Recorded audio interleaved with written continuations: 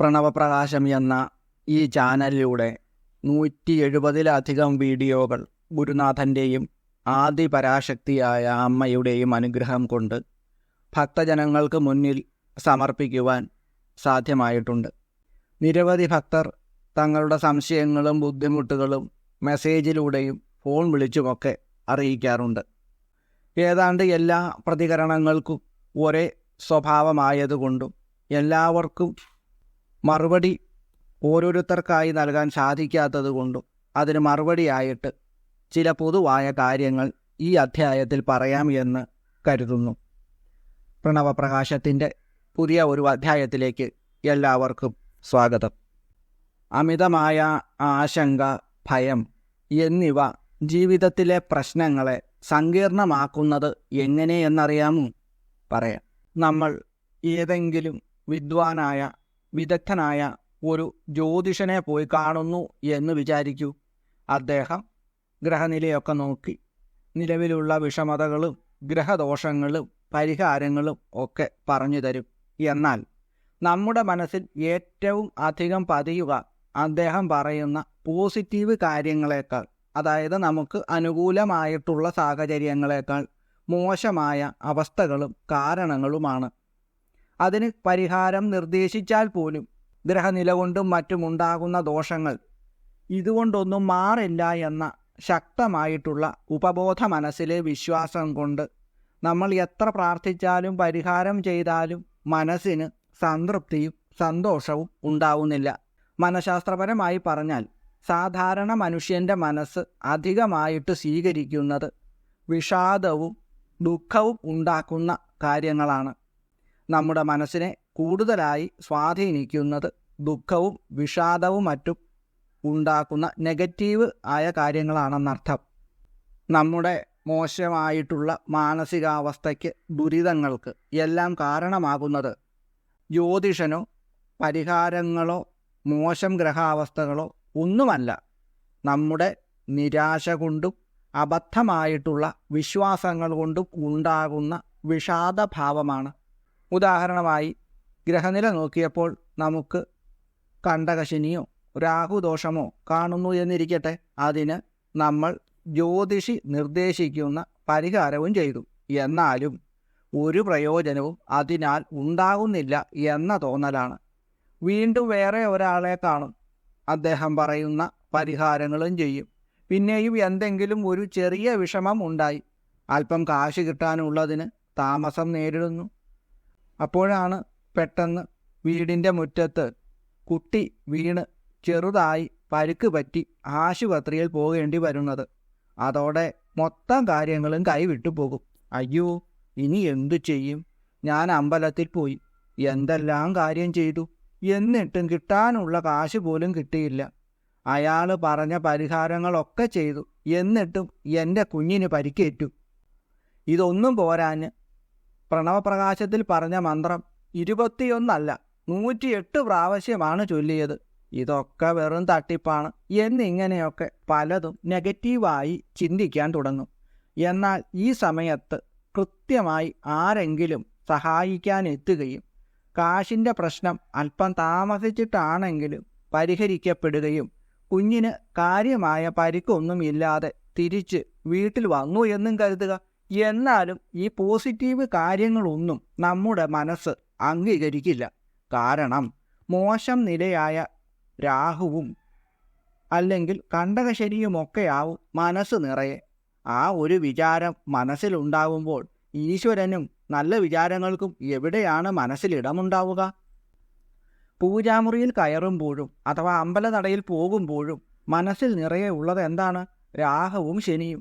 പിന്നെങ്ങനെ മനസ്സിൽ ഈശ്വരന് ഇടമുണ്ടാവും? ഉണ്ടെങ്കിൽ തന്നെ ഒരിത്തിരി ഇടം മാത്രം. ഇത്തരം ശനിദോഷവും രാഹുവിനും ഒക്കെ ഉള്ള ഇടങ്ങൾ മാറ്റിവെച്ച് നോക്കൂ, എത്ര പെട്ടെന്നാണ് മാറ്റം ഉണ്ടാവുക എന്ന് കാണാം. ശുക്രദശയോ വ്യാഴമോ ആണ് നല്ല സമയമാണ്, ഒരു പ്രശ്നവശാൽ ഇല്ല എന്ന് വിചാരിക്കൂ. ആ സമയത്താണ് കുളിമുറിയിൽ കാല് തെറ്റി വീണ് ആശുപത്രിയിലാവുന്നതും 2-3 മാസം കാലൊടിഞ്ഞു കിടക്കുന്നതിനാൽ ജോലിക്ക് പോകാനൊന്നും പറ്റാതെ വീട്ടിൽ ഇരിപ്പാവുന്നതും കയ്യിൽ കാശ് ഇല്ലാതെ വരികയും ചെയ്യും. അങ്ങനെ കരുതിയാൽ ആ സമയം ഗ്രഹദോഷമൊന്നും ഇല്ലാത്തതുകൊണ്ട് മനസ്സ് പോസിറ്റീവ് മൈൻഡിൽ തന്നെയായിരിക്കും. അന്നേരത്തെ ചിന്ത ഏതാണ്ട് ഇപ്രകാരമാവും: ഭാഗ്യം കൊണ്ടാണ് രക്ഷപ്പെട്ടത്, ഇല്ലെങ്കിൽ പരലോകത്തെത്തേണ്ടതായിരുന്നു. ഈശ്വരൻ രക്ഷിച്ചു, ശുക്രനാണല്ലോ ഇപ്പോൾ, ഈ അവസ്ഥയൊക്കെ ഉടനെ മാറും. ഇപ്രകാരം ചിന്തിച്ചുകൊണ്ടാവും കട്ടിലിൽ കിടന്ന് ഈശ്വരനെ പ്രാർത്ഥിക്കുക. ആ സമയം ഏതാണ്ട് മനസ്സിൽ 90% ഭഗവാന് ഇടം കിട്ടും. ആദ്യം പറഞ്ഞ അവസ്ഥയിൽ ഈശ്വരന് കഷ്ടിച്ച് ഒരു കാലു വയ്ക്കാനുള്ള ഇടമേ ഉണ്ടായിട്ടുള്ളൂ എങ്കിൽ, ഈ പറഞ്ഞ അവസ്ഥയിൽ കോട്ടയം അയ്യപ്പാസിലെ അകം പോലെ ഈശ്വരൻ ഓടിക്കളിക്കാൻ മാത്രമല്ല 10 കട്ടിലിട്ട് മാറി മാറി കിടക്കാനുള്ള ഇടവും കൂടി ഉണ്ടാവും. ഒരു ഗ്രഹത്തിൻ്റെ പേര് മാറ്റിയപ്പോൾ ഉണ്ടായ അവസ്ഥ കണ്ടോ? ഇതിങ്ങനെയാണ് 99% പേർക്ക് ഉണ്ടാവുന്നത് എന്നാണ് എനിക്ക് തോന്നുന്നത്. എത്ര തന്നെ വഴിപാട് നടത്തിയാലും ഗ്രഹദോഷം അതുകൊണ്ടൊന്നും മാറില്ല എന്നും, ഏത് ദേവതയെ പ്രാർത്ഥിച്ചാലും മന്ത്രങ്ങൾ ജപിച്ചാലും അനുഭവിക്കേണ്ടതൊക്കെ അനുഭവിച്ചു തന്നെ തീരുകയോ, മോശമായിട്ടുള്ള ഗ്രഹത്തിൻ്റെ സ്ഥിതി മാറുന്നതുവരെ കാത്തിരിക്കുകയോ വേണമെന്ന ചിന്തയാണ് പ്രശ്നമാകുന്നത്, അതിന് കാരണമാകുന്നത്. അല്ലെങ്കിൽ അതിൻ്റെ അർത്ഥം ഈശ്വരന് മുകളിൽ നമ്മൾ ഈ ഗ്രഹങ്ങളെയൊക്കെ പ്രതിഷ്ഠിക്കുന്നത് കൊണ്ടാണ്. അതായത് ഗ്രഹങ്ങൾ ഈശ്വരനെ നിയന്ത്രിക്കുന്ന ഒരു അവസ്ഥയാണ് നമ്മൾ പോലും അറിയാതെ നമ്മുടെ ഉള്ളിലുള്ളത് എന്ന് അർത്ഥം. ഭഗവാന് പോലും കഷ്ടകാലം ഉണ്ടാകും എന്ന തരത്തിലുള്ള ചില കഥകളൊക്കെ അറിയാമെങ്കിൽ കാര്യം പിന്നെ പറയുകയും വേണ്ട. അത്തരം കെട്ടുകഥകൾക്ക് നമുക്കിടയിൽ ക്ഷാമമൊന്നുമില്ലല്ലോ. ഇത്തരം ഒരു ചിന്തയല്ല ഒരു വ്യക്തിക്ക് വേണ്ടത്, ഒരു ഭക്തന് വേണ്ടത്. സമസ്ത ഗ്രഹങ്ങളെയും നിയന്ത്രിക്കുന്ന ശക്തിയാണ് ഈശ്വരൻ എന്നും, അദ്ദേഹത്തോട് പ്രാർത്ഥിക്കുന്നതിലൂടെ മാറ്റം ഉണ്ടാകും എന്നുള്ള ഒരു ചിന്ത മനസ്സിൽ ഉറപ്പിക്കുകയും ചെയ്താൽ മാത്രമാണ് ഇതിൽ നിന്നുമൊക്കെ രക്ഷ നേടാൻ സാധ്യമാവുക. നമുക്ക് പോസിറ്റീവായിട്ടുള്ള ചിന്തകൾ ധാരാളമായിട്ട് വരാൻ ഇത് കാരണമാകുന്നു. നമ്മൾ ജപിക്കുന്ന മന്ത്രങ്ങളിലുള്ള വിശ്വാസവും നമ്മുടെ വീട്ടിലിരിക്കുന്ന പൂജാമുറിയിലെ ചിത്രങ്ങൾക്കും നാം നടത്തുന്ന ക്ഷേത്ര ദർശനങ്ങൾക്കും എല്ലാം ഈ ഒരു ചിന്തയിലൂടെ 100 ഇരട്ടി ഫലമാണ് നമുക്ക് കിട്ടുന്നത്. കാരണം നമ്മൾ തന്നെ ഇത് ഉണ്ടാക്കിയെടുക്കുകയാണ് ചെയ്യുന്നത്. ഈശ്വരൻ്റെ അനുഗ്രഹം കൊണ്ട് നമുക്ക് കിട്ടിയിട്ടുള്ള ഇച്ഛാശക്തി, ജ്ഞാനശക്തി, ക്രിയാശക്തി, ഇത് മൂന്നും ഇപ്രകാരമുള്ള വിചാരം കൊണ്ട് 10 മടങ്ങ് വർദ്ധിപ്പിക്കാൻ സാധിക്കുന്നതാണ്. അതായത് നാം പോലും അറിയാതെ നമ്മുടെ ഉള്ളിലുള്ള ഈ 3 ശക്തികളും അടിയുറച്ച ഈശ്വര വിശ്വാസത്തിലൂടെ വർദ്ധിച്ചു വരുന്നു എന്നർത്ഥം. എത്ര ശക്തമായ കാലദോഷമോ ഗ്രഹദോഷമോ ഉണ്ടെങ്കിലും അവയൊക്കെ ഈശ്വരാരാധനയിലൂടെ മറികടക്കാൻ സാധിക്കും എന്ന സാമാന്യ ബോധം അടിയുറച്ചു കഴിഞ്ഞാൽ മാത്രമേ നമ്മൾ ചെയ്യുന്ന ഈശ്വരന് അഭിമുഖമായിട്ടുള്ള പ്രവർത്തികൾക്കെല്ലാം സമ്പൂർണമായ ഫലം ലഭ്യമാവുകയുള്ളൂ. പ്രണവപ്രകാശത്തിൽ മാത്രമല്ല, നിരവധി വീഡിയോകളിലൂടെ പലരും ധാരാളം മന്ത്രങ്ങൾ പറയുന്നുണ്ട്. അതുപോലെ ധാരാളം ക്ഷേത്രങ്ങളിൽ വഴിപാട് നടത്തുന്നുണ്ട്. ഇതൊക്കെ ജീവിതത്തിൽ പ്രയോജനം ചെയ്യണം എങ്കിൽ നമ്മുടെ മനസ്സിനെ സമ്പൂർണമായിട്ടും ഈശ്വരനിൽ അർപ്പിക്കുക. അതിനപ്പുറം മറ്റൊരു ശക്തിക്കും തങ്ങളെ സ്വാധീനിക്കാൻ ആവുന്നതല്ല എന്ന് പൂർണ്ണമായ ബോധ്യവും ഉണ്ടാകണം. ഏത് രൂപത്തിൽ ഈശ്വരനെ ആരാധിച്ചാലും അത് സമ്പൂർണമായി നമ്മളെ രക്ഷിക്കും എന്ന ഒരു ഉറച്ച വിശ്വാസം അതില്ലെങ്കിൽ, അല്ലെങ്കിൽ അത് കുറയുന്നുവെങ്കിൽ അതനുസരിച്ചാവും നാം ചെയ്യുന്ന സാധനങ്ങളുടെ, അതായത് ക്ഷേത്രദർശനവും മന്ത്രവിശ്വാസവും പോലെയുള്ള കാര്യങ്ങൾക്ക് ഉണ്ടാകുന്ന ഫലം. അതുകൊണ്ട് സമസ്ത പ്രപഞ്ചത്തെയും സൃഷ്ടിച്ച് രക്ഷിച്ച് സംഹരിക്കാൻ കഴിയുന്ന പ്രപഞ്ച ചൈതന്യമാകുന്ന ആദിപരാശക്തിയായിട്ടുള്ള ഈശ്വരനെ ആരാധിക്കുന്നതിലൂടെ സമസ്ത ദുരിതവും മാറിക്കിട്ടുമെന്നും ഒരു ഗ്രഹദോഷങ്ങളും ബാധിക്കില്ല എന്നും ആവർത്തിച്ച് മനസ്സിനെ പറഞ്ഞു ബോധ്യപ്പെടുത്തുക. അത് മാത്രമാണ് ഇത്തരം നിരാശകളിൽ നിന്ന് മോചനം നേടാനുള്ള വഴി. മോചനം നേടിക്കഴിഞ്ഞാൽ മനസ്സിൽ ഈശ്വരൻ കുടികൊള്ളുകയും അനാവശ്യമായിട്ടുള്ള ഇത്തരം ചിന്തകളൊക്കെ മാറി ദൈവിക ഭാവം കൈവരികയും ചെയ്യും.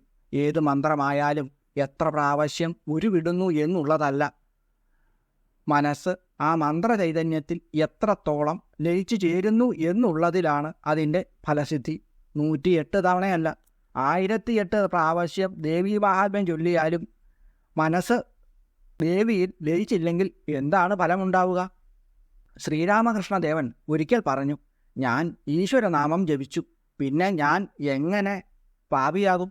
എൻ്റെ പാപമൊക്കെ ഈശ്വരനാമം കൊണ്ട് ഇല്ലാതായി കഴിഞ്ഞു. അതുകൊണ്ട് ഞാൻ പാപത്തെക്കുറിച്ച് എന്തിനു ചിന്തിക്കണം? എൻ്റെ മനസ്സിൽ ഈശ്വരനുണ്ട്, ഞാൻ ഈശ്വരനാണ്. ശ്രീരാമകൃഷ്ണദേവൻ പറഞ്ഞ ഈ ഒരു വിചാരമാണ് മനുഷ്യന് വേണ്ടത്. ഈ കാര്യമാണ് എല്ലാ മന്ത്രങ്ങളെയും ശക്തിമത്താക്കുന്നതും, അതായത് മനഃശക്തി നൽകുന്നത്. അതുകൊണ്ട് എല്ലാ ദുഃഖങ്ങളും മോശമായിട്ടുള്ള ചിന്തകളും മാറ്റിവെച്ചിട്ട് ഇഷ്ടമുള്ള ദേവത അത് ഏതായിരുന്നാലും ആ ഈശ്വരന് മുന്നിൽ സമ്പൂർണ്ണമായിട്ടും സമർപ്പണം ചെയ്തുകൊണ്ട് മന്ത്രങ്ങളും മറ്റും ജപിക്കുക. തീർച്ചയായിട്ടും ഫലമുണ്ടാവും. നമ്മുടെ കാര്യം നമ്മൾ തന്നെയാണ് തീരുമാനിക്കുന്നത്. അതിന് ഏതെങ്കിലും ഗ്രഹങ്ങൾക്കോ അല്ലെങ്കിൽ മോശമായ മറ്റു കാര്യങ്ങൾക്കോ ഒന്നും തന്നെ ഒരു സാധ്യതയും ഇല്ല. ഉണ്ടാകുന്നു എന്നുള്ളത് നമ്മുടെ തോന്നലാണ്. ഈശ്വരനാണ് സമസ്ത കാര്യങ്ങളെയും നിയന്ത്രിക്കുന്നത്. ആ ഒരു ഈശ്വരനെ ശരണം പ്രാപിക്കുന്നവർക്ക് ഒരിക്കലും ഒരു ബുദ്ധിമുട്ടും ഉണ്ടാവുകയില്ല എന്ന് മാത്രം മനസ്സിൽ വിചാരിച്ചുകൊണ്ട് സമ്പൂർണമായിട്ട് ഈശ്വരന് മുന്നിൽ സമർപ്പണം ചെയ്ത് ഇഷ്ടമുള്ള ദേവതയെ ഇഷ്ടമുള്ള മന്ത്രങ്ങളാൽ ധ്യാനിക്കുക, ആരാധിക്കുക. എല്ലാവരെയും ആദിപരാശക്തിയായ മഹാദേവി അനുഗ്രഹിക്കട്ടെ എന്ന് പ്രാർത്ഥിച്ചുകൊണ്ട് നിർത്തുന്നു. നന്ദി, നമസ്കാരം.